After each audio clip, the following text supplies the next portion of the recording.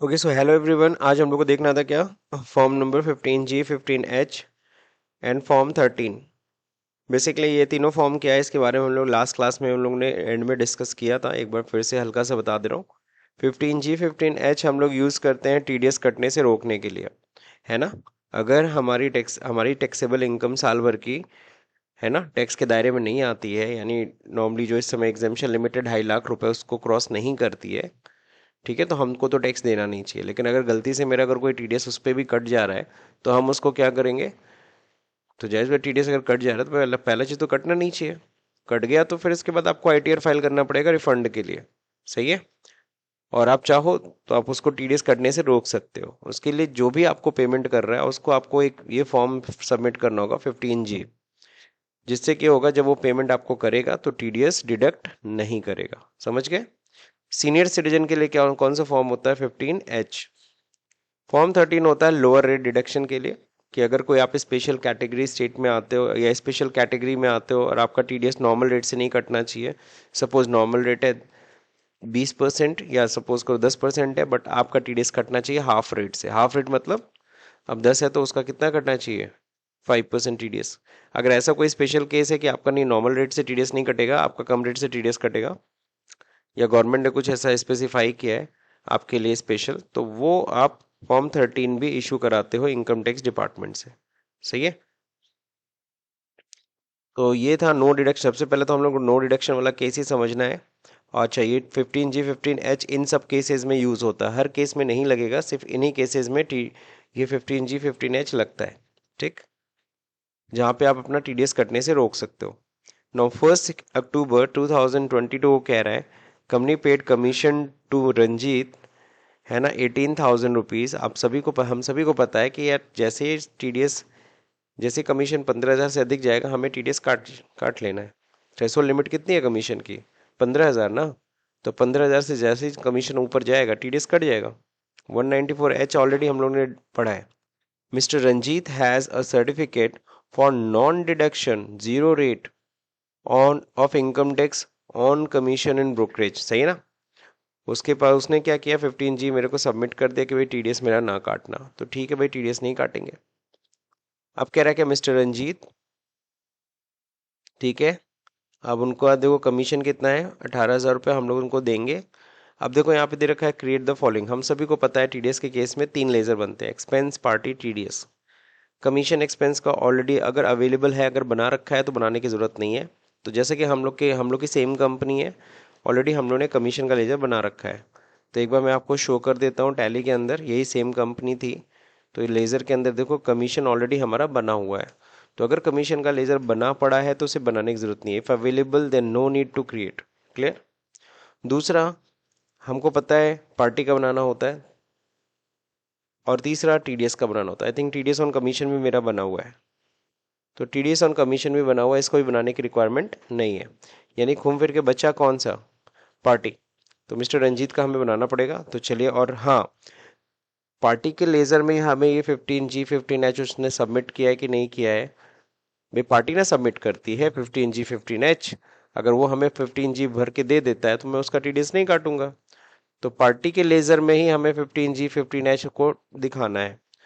लिखा भी है अल्टर द, जो भी है। चलिए यहाँ पे सीधे आते हैं क्रिएट करने में। क्रिएट लेजर बनाते हैं किसका, रंजीत का। ठीक है। अब यहाँ पे क्या है, ये सन्ड्री क्रिएटर है। सही है ना। वो हमसे ले रहा है पैसा। ठीक है सर। अब यहाँ पे क्या करना है, इस टीडीएस को क्या करना है, ऑन। जी हाँ, टीडीएस लगेगा। अब रंजीत है क्या, इंडिविजुअल है। इंडिविजुअल कौन से हैं, body of sorry body of individual नहीं, रेजिडेंट, सिंपल इंडिविजुअल रेजिडेंट। ठीक है। अब क्या है, deduct TDS in same voucher, yes. कौन सा केस है, कमीशन ऑफ ब्रोकरेज। ठीक है। अब यहाँ पे हमें क्या करना होगा, यूज एडवांस टीडीएस एंट्री को ऑन करना होगा। समझ गए। अभी तक हम इसको नहीं ऑन किए थे, तो आज वो दिन आ गया जब इसे हमें यस करना है। ठीक है। तो इसको यस करेंगे। और यहाँ पे हमें बताना पड़ेगा, यहाँ देखो पूछ रहा है सरचार्ज एग्जाम्पशन लिमिट नहीं, इनकम टैक्स एग्जाम्पशन लिमिट नहीं, हमें मतलब है इससे सेट अल्टर जीरो या फिर कह लो लोअर डिडक्शन, तो जीरो रेट डिडक्शन हमको ऑन करना है। फिर ये हमसे पूछता है नेचर ऑफ पेमेंट, बताओ कौन से नेचर के पेमेंट में आपको जीरो रेट, तो कमीशन के केस में है ना 197 होता है लोअर डिडक्शन के लिए, 197 ए होता है जीरो, तो हमें कौन सा सेट करना है, 15G 15H लिखा भी हुआ है। अब वो बोलता है जो 15G उन्होंने दिया उसका सर्टिफिकेट नंबर क्या है, तो जाहिर सी बात है मैंने यहाँ पे सर्टिफिकेट नंबर की डिटेल नहीं दी है, लेकिन हाँ लेजर बनाते समय यहाँ पे सर्टिफिकेट नंबर की डिटेल दे दी है। तो या तो कोई सब यस किया, ठीक है, ठीक है, सर्टिफिकेट नंबर यहाँ पे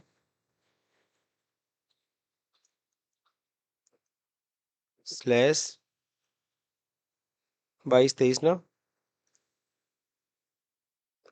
कब एप्लीकेबल है, 1 अप्रैल से, कब तक, 31 मार्च तक, पूरे साल के लिए, है ना।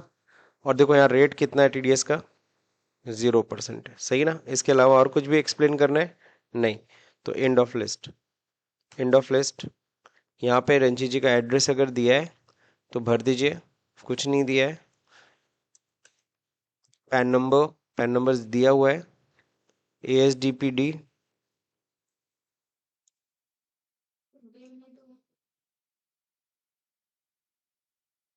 दिया हुआ है, एड्रेस तो भर लेते हैं भाई। अगर बिल में अगर एड्रेस है, अच्छा लिखा तो है भाई, NH-24 नौतनवा गांधी चौक,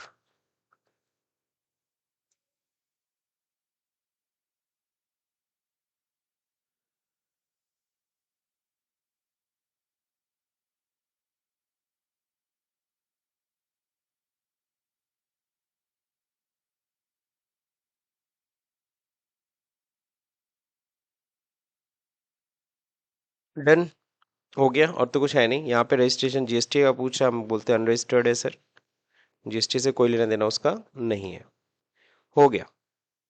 तो बस मेन पार्टी में ही कॉन्फ़िगरेशन आपको करनी थी। अब चलते हैं सिंपल एंट्री करने।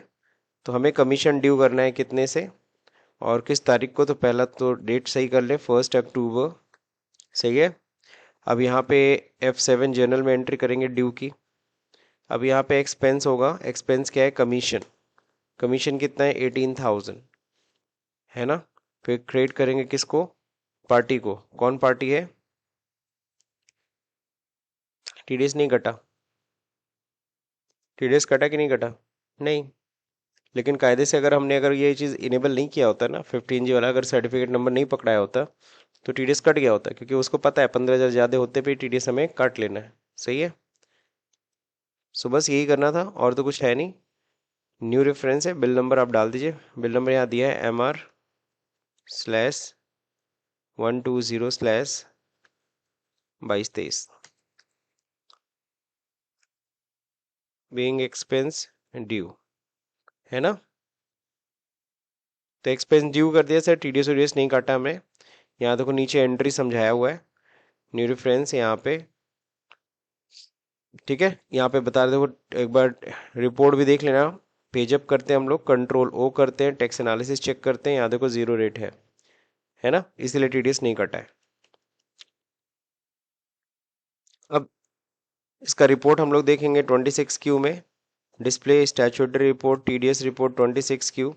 तो यहाँ देखो आ रहा है जीरो रेट टैक्सेबल एक्सपेंस, अलग से कॉलम इसके लिए बना है ना, अलग से टेबल। तो जीरो रेटेड वाले में एक्सप्लेन होगा ये, इस पे कोई टीडीएस नहीं कटना है, एंटर करोगे पार्टी डिटेल। अब क्या है, अगला टॉपिक है डिडक्शन एट लोअर रेट।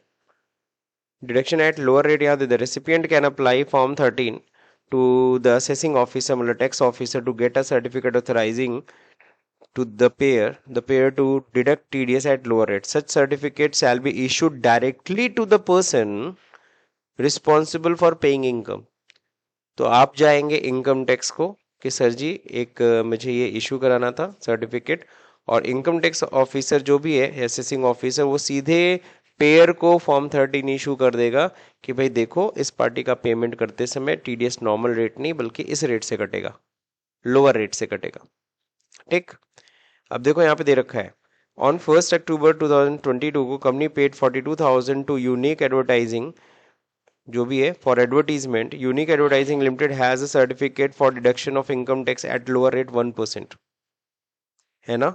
जबकि देखो सामने वाली कंपनी है unique advertising company limited, normally इस कंपनी का कितना परसेंट, कब याद होगा, कॉन्ट्रैक्ट का केस है 194C। अगर इंडिविजुअल होता है तो 1% टीडीएस कटता है, कंपनी होती तो 2% टीडीएस कटता है। लेकिन यहाँ कंपनी है फिर भी हम टीडीएस किस रेट से कर रहे हैं, लोअर रेट 1%। कंपनी के केस में कितना परसेंट टीडीएस कटना चाहिए, 2%, लेकिन यहाँ कितना काटना है हमें, 1%। Here we need to pass the due entry and specific rate, यानी यहाँ पे उसने क्या किया, फॉर्म 13 लगा रखा है। क्या लगा रखा है, फॉर्म 13। तो 194C है, ये किसके लिए है, कॉन्ट्रैक्ट के लिए। किसके लिए है, कॉन्ट्रैक्ट का केस है, ठीक है। अब देखते हैं यहाँ पे अगेन, यहाँ पे देखो 3 लेजर बनेंगे। पहला तो खर्चे का एडवर्टीजमेंट है, दूसरा पार्टी, तीसरा टीडीएस। तो एडवर्टीजमेंट एक्सपेंस भी आई थिंक लेजर हम लोग का ऑलरेडी बना चुके हैं, हम लोग का एक ऑलरेडी केस था एडवर्टीजमेंट वाला।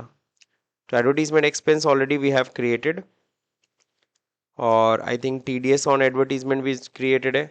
Just we need to create party. तो पार्टी कौन है, चलिए देखते हैं। Unique advertisement advertising limited.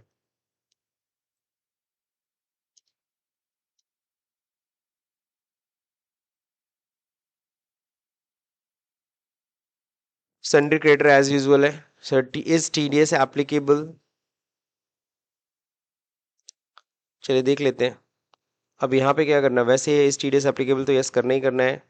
ये हो गया आपका कंपनी रेजिडेंट हो गया, और यहाँ पे क्या करना है, एडवर्टीजमेंट का केस लेना है। पेमेंट टू कॉन्ट्रैक्टर कौन सा है, पेमेंट टू कॉन्ट्रैक्टर ऑलरेडी आपने बना रखा है।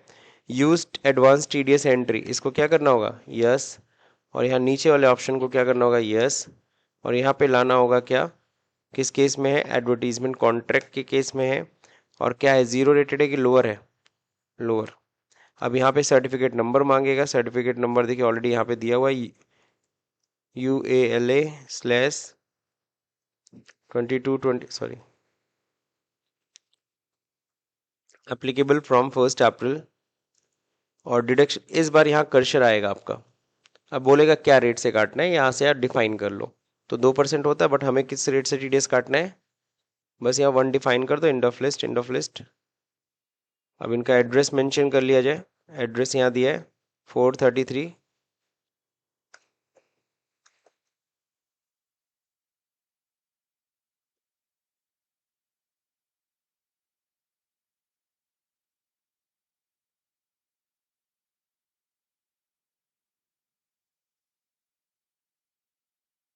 पैन नंबर डालना है, पैन नंबर दिया है, यहाँ दिया है।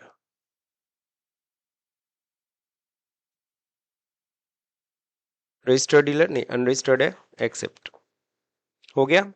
तो पार्टी बन गया। अब हमें क्या करना है, हमें ड्यू की एंट्री करनी है। तो वाउचर में जाते हैं, F7 में जाते हैं, ड्यू की एंट्री करते हैं। डेट कौन सा है देख लीजिए, 1 अक्टूबर ही है।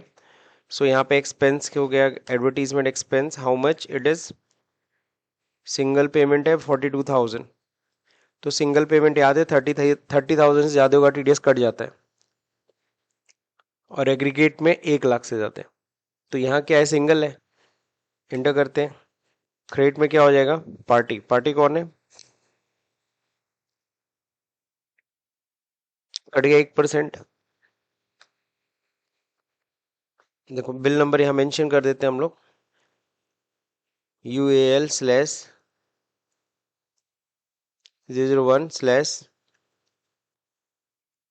ये 42,000 का था, इसमें टीडीएस कट गया 420 रुपये।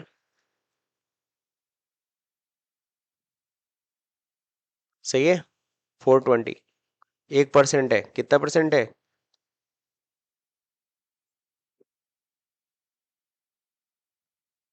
Being expense due and TDS deducted at lower rate। ठीक है, बस लिख दिया, डन। तो ये करने के बाद अब हमें फिर रिपोर्ट देखना होगा ना। अच्छा, पहले कह रहा है कि पहले तो इसी को देख लो, कंट्रोल लो करके टैक्स एनालिसिस चेक कर लो। हाँ ठीक है, 1% दिख रहा है। दूसरा नंबर, आप इसका टीडीएस रिपोर्ट जरूर देखिए। तो यहाँ देखो 42,000 लोअर रेट टैक्सेबल एक्सपेंस में आ रहा है। सही है ना, ये लोअर रेट वाला केस है ना। इसके पहले वाला कौन सा था? जीरो रेट, और ये कौन सा है? Lower rate. ठीक, चलिए, तो यहाँ तक समझ में आ गया। अगला केस क्या है? TDS deduction below threshold limit. No, what is it? देखो यहाँ समझाया गया है,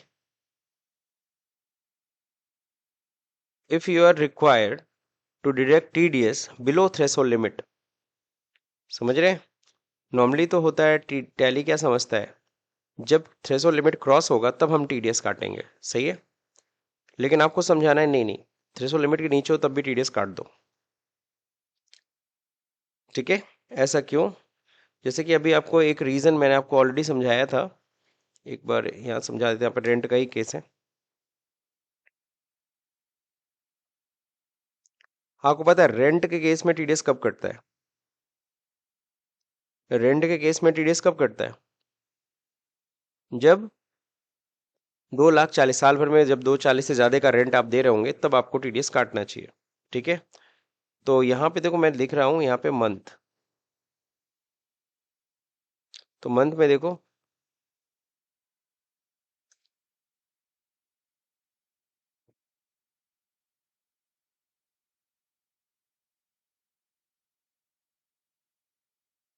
ड्रैग बंद है क्या? चलो ठीक है, मैं फिलहाल मैं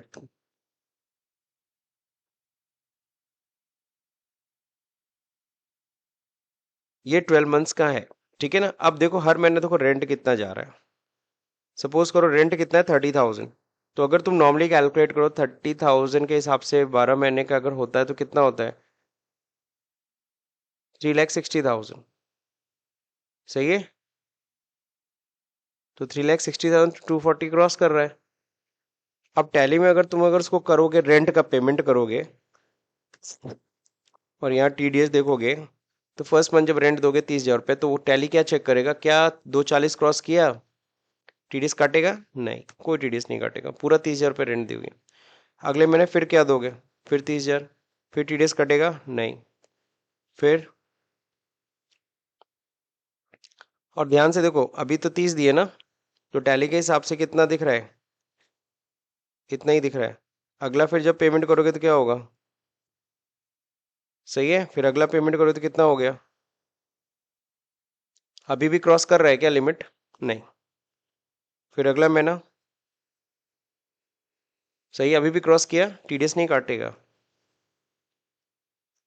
टीडीएस काटा? नहीं काटेगा। टीडीएस काटा? नहीं काटेगा। इस महीने भी टीडीएस काटेगा क्या? नहीं। अब जैसे ही अगले महीने तुम दोगे, अब चूंकि पता है कितना हो गया, तो 70 हो गया। अब वो टीडीएस कितना काटेगा पता है? 270 हो गया ना टोटल, तो इसका कितना परसेंट? 10% टीडीएस काट लेगा। यानी कि 30,000 रेंट है, 27,000 टीडीएस कट जाएगा, और तुम मकान मालिक को कितना दोगे? 3,000। तो मकान मालिक बहुत खुश होगा, शाबाशी देगा, है ना? जी नहीं, चिल्लाएगा। कहने का मतलब क्या है कि 30,000 का रेंट है, हर महीने जब 30,000 दे रहे थे, हर महीना जब 30,000 रुपये दे रहे थे, तो इस महीने भी 30 देना चाहिए था। तो कहेगा ये 30,000 रेंट है, तुम 27,000 टीडीएस काट दे रहे हो, और हमें तुम दे कितना रहे हो मेरे हाथ में? मेरे हाथ में दे कितना रहे हो तुम? 3,000 रुपये। कौन सा मजाक है? एक जीरो भूल गए क्या? तो कहोगे नहीं नहीं, जीरो नहीं भूले, वो सर ना टीडीएस कट गया। कहते अच्छा वो सर टीडीएस कट गया, ऐसा करो ना मकान खाली करो। ये कौन सा तरीका है टीडीएस काटने का? कुछ समझ में आ रहा है कि नहीं आ रहा है? तो उसके अगले महीने हालांकि ठीक होगा, कोई दिक्कत नहीं है। उसके बाद से फिर वो टीडीएस कटना शुरू हो जाएगा। फिर किस पे कटेगा अब? अगले महीने जब टीडीएस कटेगा तो इस पे कटेगा। क्यों? क्योंकि यहां तक तो कट चुका ना टीडीएस। अब जो अगली वैल्यू आएगी 30,000, वो तो ऊपर ही जा रही है, तो अब वो 3,000 टीडीएस कटेगा, और अब तुम पेमेंट कितना करोगे? 27,000। नहीं समझे? तो देखो ऐसा कभी हो ना, बैठ के मकान मालिक से हमें झगड़ा होगा, हमको पता है, हम तुम सीधे सीधे देखो मंथली रेंट कितना दे रहे हैं, उसको तुरंत तुम मल्टीप्लाई करो 12 से। किससे मल्टीप्लाई करते हो? क्या 240 क्रॉस कर रहा है कि नहीं कर रहा है? कर रहा है ना। तो तुम from the first month TDS काटना शुरू कर दो। Are you getting my point? ताकि इसके साथ ऐसा ना हो। आपको क्या करना है, आपको पता है कि आपको हर महीना आपका टीडीएस क्या करना है। ये देखो ऐसा सिनेरियो होना चाहिए, हर महीना आपको टीडीएस काट लेना है। कितना? इसका 10%। क्लियर? और उसको रेंट कितना देना है? बस 27,000। ये आपको रेंट देना है। समझ रहे कि नहीं समझ रहे? तो ये सिस्टम हर महीना होना चाहिए।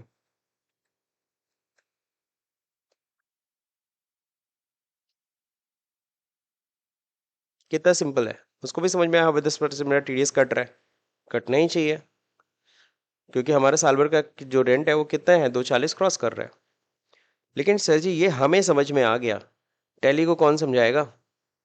टैली तो देखता है जब थ्रेशोल्ड लिमिट क्रॉस करते हैं तब टीडीएस कटता है। लेकिन बस आपको टैली को ये समझा देना, भैया थ्रेशोल्ड लिमिट से अब कोई लेना देना नहीं है, जैसे पेमेंट करेंगे तुरंत टीडीएस काट लेना, whatever the amount you need to deduct the TDS, whatever the amount we are going to pay, you need to deduct the TDS, that's it. समझ गए? अब वो कैसे होगा, इसी चीज, यही है हमारा ये असाइनमेंट। लिखा है if you are required to deduct TDS below threshold limit के नीचे फिर भी टीडीएस काटना चाहते हो, है ना? यही ना है case? Then you do then you do this also in Tally, ये भी आप टैली में काम कर सकते हैं। In some cases you need to do so, और कई केसेस में आपको ऐसा करना भी पड़ेगा। चलिए एग्जाम्पल, 2 अक्टूबर को company hires another office in cross mall limited, है ना?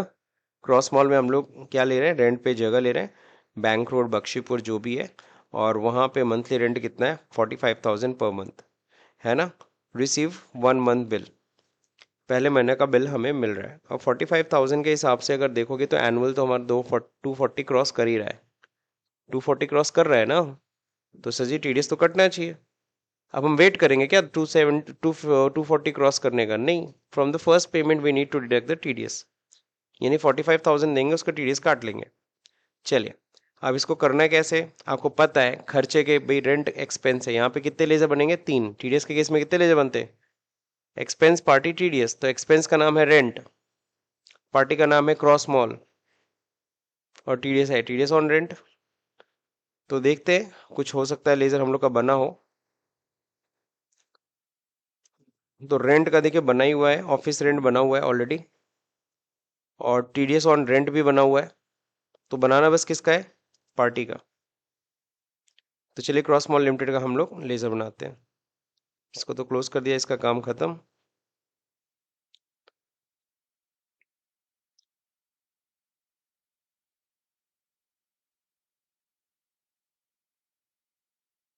संडे क्रेटर, सही है। इस टीडीएस डिडक्टेबल, यस। क्या है क्रॉस मॉल, कंपनी रेजिडेंट है, किस केस में? Rent on building. देख लीजिए पहले ध्यान से। अब यहाँ पे कह रहा है यूज एडवांस टीडीएस एंट्रीज, हमें क्या करना है इसको? यस, पहला ऑप्शन नहीं है, इग्नोर सजा, सेकंड वाला ऑप्शन है। वो जो हम डालते हैं ना 240, 30,000, 15,000, ये सब क्या है, इन सबको बोलते हैं, वो टीडीएस का एग्जेम्पशन लिमिट है ना, वो एग्जैक्टली टीडीएस किसके अंडर में आता है, इनकम टैक्स ही ना। तो उसको हम बोलते हैं इनकम टैक्स एग्जेम्पशन लिमिट। क्या बोलते हैं? तो कह रहा है उसको इग्नोर कर दे, तो हम कहते हैं हाँ, कर दो इग्नोर। किस केस में? रेंट ऑन बिल्डिंग के केस में इग्नोर कर दो। समझ रहे हो? रेंट ऑन बिल्डिंग के केस में इग्नोर कर दो एग्जेम्पशन लिमिट से, वो भले आपने सेक्शन ऑप्शन सब डिफाइन किया है, सारे रेट्स सब कुछ बताया, बट हम फिलहाल उसको इग्नोर करना चाहते हैं। थ्रेशोल्ड लिमिट इग्नोर कर दो, एप्लीकेबल करना है बस। इतना करने के बाद अब यहाँ पे पार्टी का एड्रेस, बैंक रोड,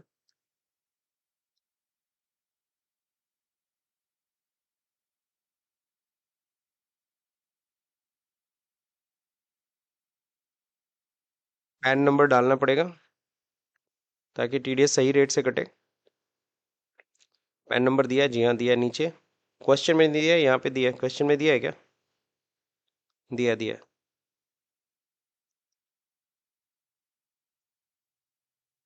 अनलिस्टेड फिलहाल डाल दे रहे हैं। हो गया, पार्टी कंप्लीट। अब हम लोग जाएंगे ड्यू की एंट्री करने F7। 2 अक्टूबर को करना है। Rent, office rent due, office rent कितना? 45,000। इंटर करें, इंटर। पार्टी क्या है? Cross mall. TDS कट गया, 4500 TDS कट गया, 10%। जबकि देखो पहला ही पेमेंट है अभी, 45,000, अभी 240 क्रॉस नहीं कर रहा, फिर भी TDS कट गया। क्योंकि हमने टैली को समझा दिया कि बिलो थ्रेशोल्ड लिमिट होगा तब भी TDS काट देना। मैं अगर 2000 भी देता ना तब भी TDS काट लेता। समझ रहे? क्योंकि उसने समझ लिया भैया कुछ भी पेमेंट करो हमें TDS काट लेना है। तो टैली को आपने ये समझा दिया। बिल नंबर यहाँ मेंशन कर लीजिएगा, CML 999।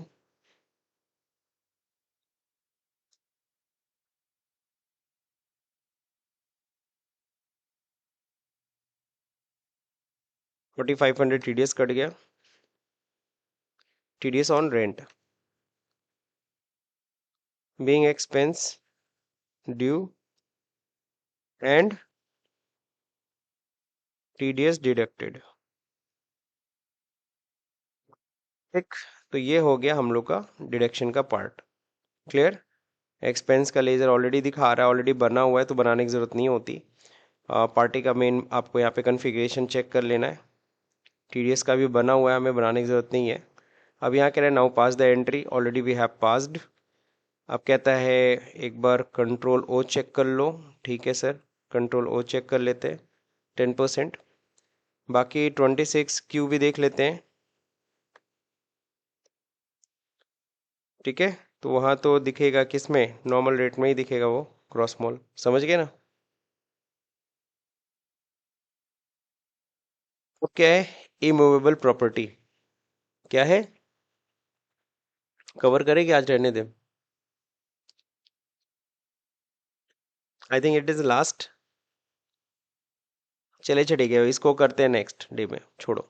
ओके, कल हम लोग फाइनल इसको ओवर करेंगे। आज कौन सा डे है? अच्छा आज फ्राई है, ठीक है फ्राई कर लेते हैं। तो सो बाकी का हम लोग जो दो टॉपिक रह जाएगा, दो टॉपिक क्या इसमें देखो, अब क्या रह गया? बस इमूवेबल प्रॉपर्टी रह गया। एक कौन सा है? IA का केस, इमूवेबल एसेट पढ़ा था ना। इमूवेबल एसेट, अगर 50 लाख से ऊपर की प्रॉपर्टी खरीदते हैं और पेमेंट करते हैं तो कितना परसेंट TDS काटना है? 1% TDS काटना है। तो ये हम लोग को करना है। इसके बाद 26Q, और इस बार हम लोग को ये सीखना है सभी का पेमेंट इकट्ठा कैसे करता है। अभी तक क्या था, हम लोग TDS में ना एक एक single single payment TDS government को देते थे। अगर हमने कई सारे TDS काट रखे हैं, सबका सारे सेक्शंस का इकट्ठा देना है, तो वहाँ देखो क्या करते हैं, वहाँ पर्टिकुलर एक सेक्शन सेलेक्ट करते थे। यहाँ देखो क्या क्या सेलेक्ट करते हैं, लाइन से सारा TDS का अमाउंट ऑटोमेटिकली आता है। ये सबसे अच्छा लगता है यहाँ पे। GST में तो खुद एक एक अमाउंट फिल करना है, या तो TDS का अमाउंट जैसे ऑटो फिल होता है, रियल में ऑटो फिल होता है, आपको अमाउंट फीड भी नहीं करना पड़ता है। क्यों? तो ये चीज़ बढ़िया है यहाँ पे। तो चलिए इसको भी करेंगे, कल फाइनल करेंगे, कल लास्ट डे रहेगा TDS का। इवन तो अगर कोई क्वेरी होगा, कोई क्वेश्चन होगा तो आप लोग उसको भी पूछ लीजिएगा कल। ठीक है, थैंक यू।